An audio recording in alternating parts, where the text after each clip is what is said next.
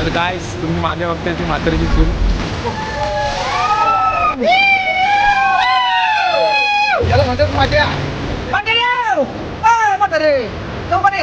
हे समोर दिसते ते अख्खं मड आयलंड आहे तिकडपर्यंत आहे. आणि असं मोठे मोठे फक्त हात म्हणतो खाली काही दोन दगडातून बोट जाते तो असं त्याला गोल्डन लॅम्प बोलतात. हा सूर्याचा प्रकाश येतो तसा हा चमकतो. तर काय हा समोर दिसतो तो न्यू लाईट हाऊस. तो होता तो पोर्तुगीज खाली ओल्ड लाईट हाऊस. देवबागचा हापूस.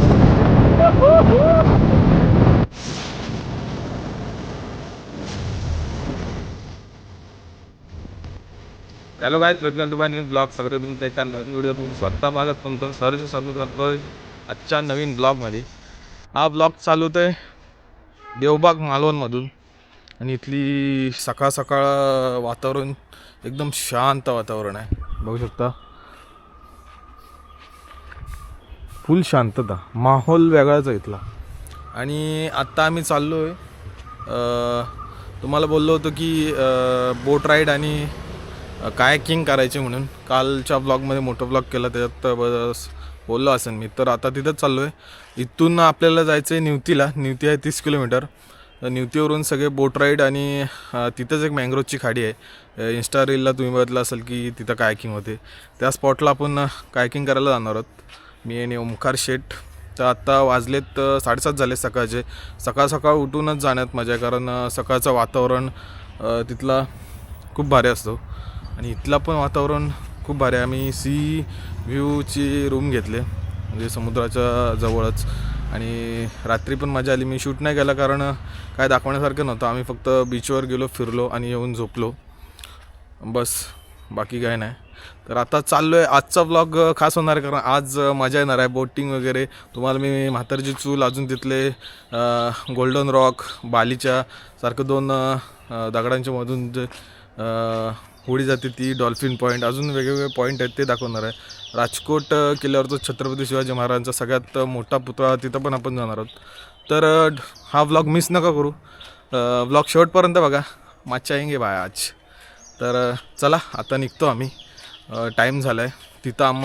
आम्हाला पोचायला 8 साडेआठ तरी होतीलच, तर म्हणून लवकर निघालो आहे. तर चला भेटू. कोकणाची लाल परी ना ब्रो. हेवी ड्रायव्हर ना ब्रो.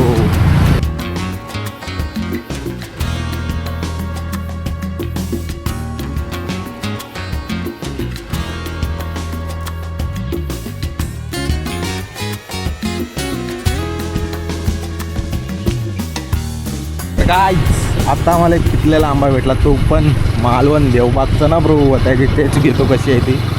दुसरा आंबा, आणि हा कलमाचा आंबा वाटतोय. आम्ही चोरला नाही, आम्हाला पडलेला भेटला भाई. इथं आंबे चोरल्यावर डायरेक्ट 100 आणि 100 कडे बोलतोय. 10,000 आणि 12,000 घेतात एक आंब्याचे. आंबे बिना विचारता काढल्यावर. पण आम्हाला पडलेला भेटला ना ब्रो. आता आम्ही खाणार पद्धतशीर. वाव, देवबागचा हापूस. याच पहिला नवा, तो पण देवबागमध्ये.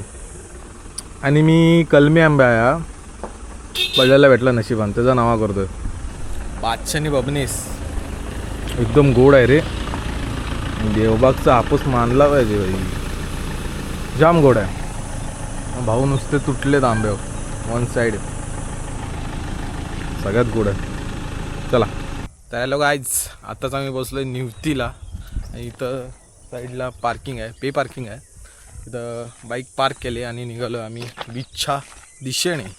आणि समोर बीच आहे आणि नारळांच्या तिकडे बीच आहे. आवाज येतोय पाण्याचा, असा वाहतो तो ना पाणी बीचचा, त्याचा आवाज येतो रे.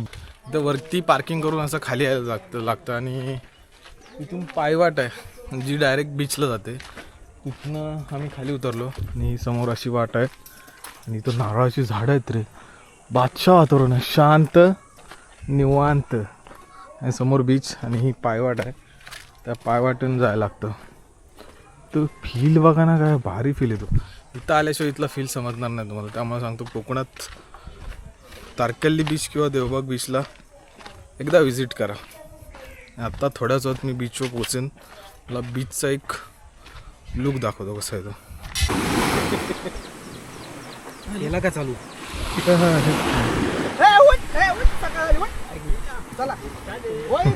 वन साईड झोपत होते.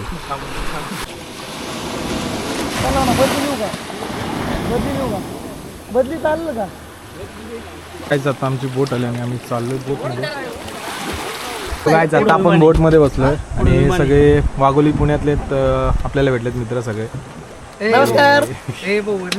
आपण जे इथले पॉईंट आहेत ते सगळे एक्सप्लोअर करायला चाललोय आणि हा समोरचाच गोल्डन रॉक आहे आणि आता आपण आहे किल्ले निवतीमध्ये. इथनं आपण बोट राईड आपली चालू होणार आहे. तर थोड्याच वेळा तुम्हाला अजून आपल्याला 14 किलोमीटर आतमध्ये जायचं आहे समुद्रात. गाईज आता आपली राईड चालू होणार आहे थोड्या वेळात. तर आता आमची राईड चालू झाली. थोड्याच वेळात तुम्हाला मी सगळे पॉईंट दाखवतो, तोपर्यंत स्टे ट्यून. गाईज हा गोल्डन रॉक समोरचा आणि इथं आम्ही निवती किल्ल्याला आलो, तिथून जवळच आहे. हाच पहिला पॉईंट बघून घ्या. याला गोल्डन रॉक बोलतात. हा सूर्याचा जसा प्रकाश पडतो तसा हा चमकतो आणि इथं समोरच डॉल्फिन पॉईंट आहे. तर डॉल्फिन दिसले की तुम्हाला दाखवतो. बघा गोल्डन रॉक.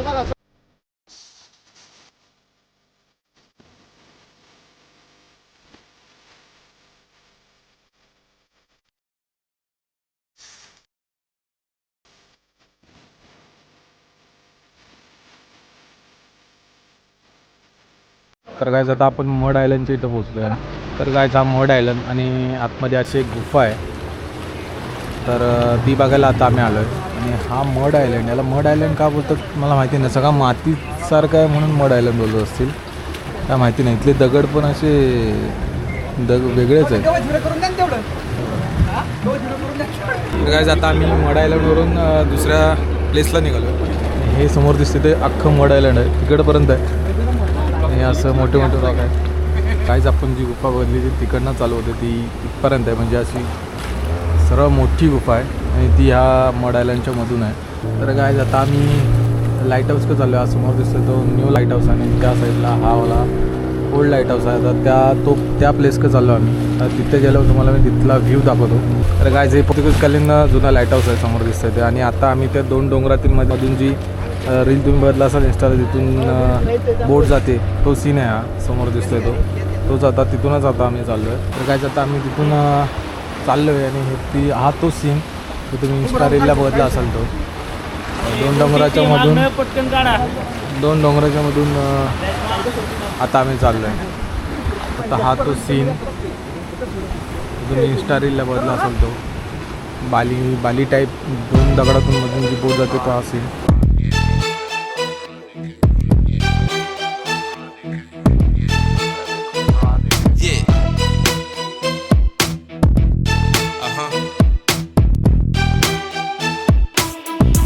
गाईज हा पोर्तुगीजकालीन.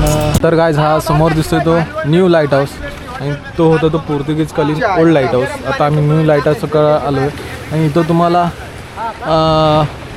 म्हातारीची चूल वगैरे बघायला भेटेल. आणि हे ब्रिटिशकालीन लाईट हाऊस आहे. बघा तुम्ही स्ट्रक्चर बघा कसं आहे. आणि तिथं पायऱ्या आहेत वरती चढायला. तिकडे चाललो आहे आता मी. तर गाईज आता तुम्ही इंस्टा रीलवर सध्या ट्रेंडिंग असलेला विषय म्हणजे म्हातारीची चूल.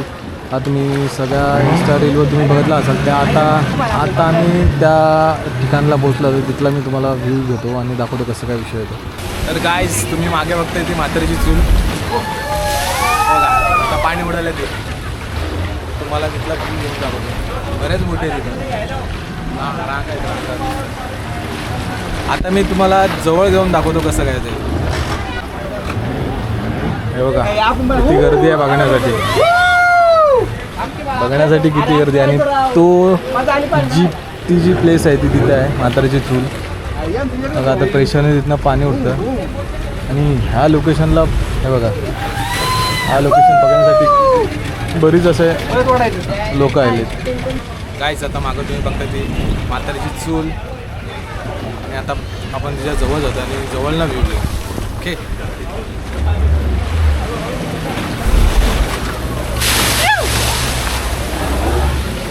अरे पी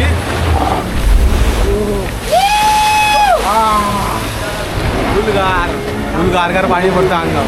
अजून एकदा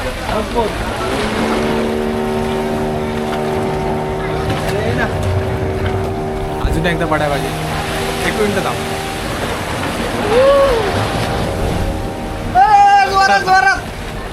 आजी जोरात या म्हातारे लवकर ये म्हातारे लवकर ये नाही पाणी येत नाही म्हातारी काय पाणी सोडत नाही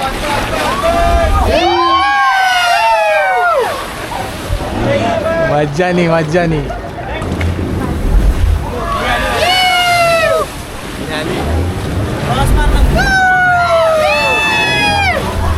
वडा पाणी आलं याला म्हणतात माझ्या भिजलो आता बरं वाटतं बस पैसा वसूल एक नंबर तर गाईज आता तुम्ही म्हातारीची चूल बघितला असाल आता आम्ही तो पॉईंट बघून दुसऱ्या पॉईंटकडे चाललोय आणि जाम मजा आली खारट पाणी आहे भरपूर आणि आमचा लक चांगला होता की जे प्रेशरनी पाणी आहे पाहिजे होतं म्हणजे फवारा जो उडाय पाहिजे तो चांगला उडाला आणि मजा आली आणि हे पण आपले मित्र आहेत जे वाघोली पुण्यातून आहेत त्यांनी पण जाम एन्जॉय केला त्यांच्यामुळे अजून मजा येते ट्रिपला वन साईड तर आता दुसऱ्या लोकेशनकडे चाललो आहे आता ती लोकेशन तुम्हाला दाखवतो कुठे आहे ती ओके गाईज आता तुम्हाला समोर दिसतो तो बाबाचा फवारा आता ह्याला नाव दिले बाबाचा फवारा आत्ताच आम्हाला नवीन पॉईंट समजला इथला इथून पण मस्त असे फवारे येतात दिस इज कॉल्ड बाबाचा फवारा नवीन नाव आहेत नवीन प्लेस आहेत म्हातारीची चूल माहिती होती पण बाबाचा फवारा पहिल्यांदा बघतो असो ऊन लागते म्हणून बघा काय चालू आहे एवढं बेकार ऊन आहे ना चारी साईडला की नको होते आता आम्ही सावलीत आहेत पण ते उन्हातच म्हणून त्यांनी जुगाड बघा काय केलं डेंजर हॅलो गाईज आता आम्ही रिटर्न निघालो आहे बघू किती वेळ लागतोय तो जेवढा वेळ इकडे यायला लागला तेवढाच वेळ लागेल मे बी अर्धा एक तास जाईल रिटर्न जायला बघू कसं काय ते तर गाईज आता आमची ट्रिप इथंच संपली म्हणजे ही बोट ट्रिप संपली अजून आपल्याला खवण्याला जायचं कायकिंग करायला विषय तोच तर आता इथं सगळेजण उतरतात तर आता उतरतो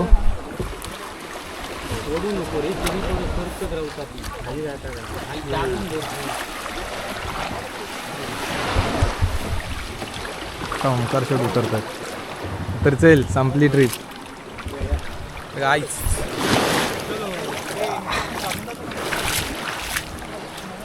आत्ताच आम्ही बोटीतून उतरलो आणि